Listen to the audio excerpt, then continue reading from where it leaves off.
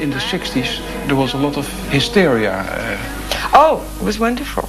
I mean, wonderful? Yes, I liked it.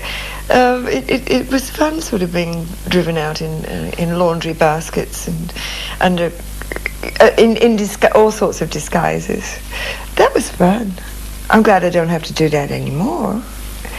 But I know it goes with the job, but I still get uncomfortable when people stare at me, and they do.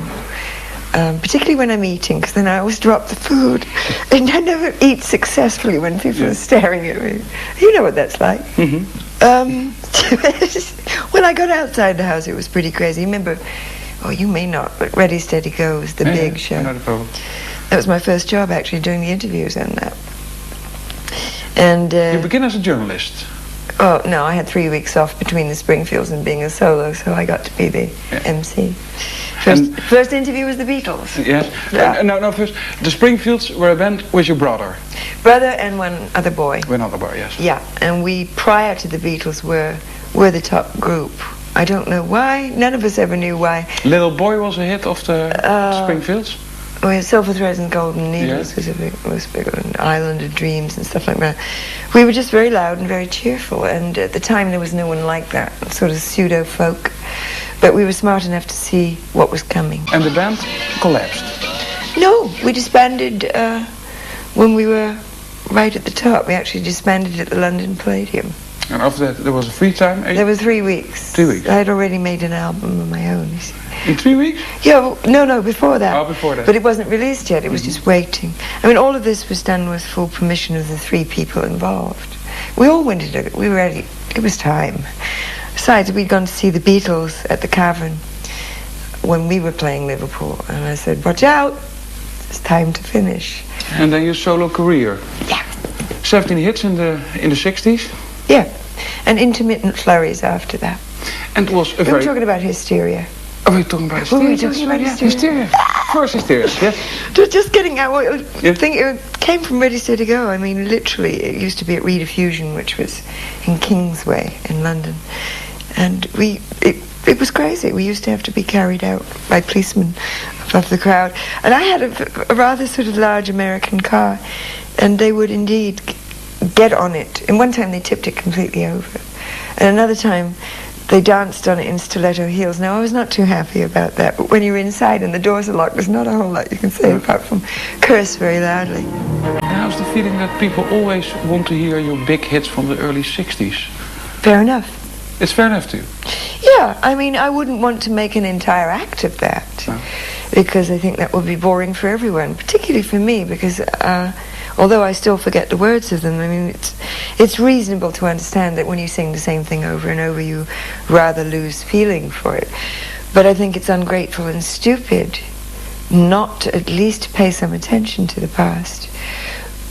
Neither do I want to rest entirely on the past.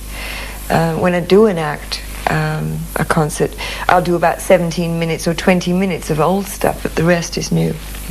The rest is songs that I truly enjoy doing.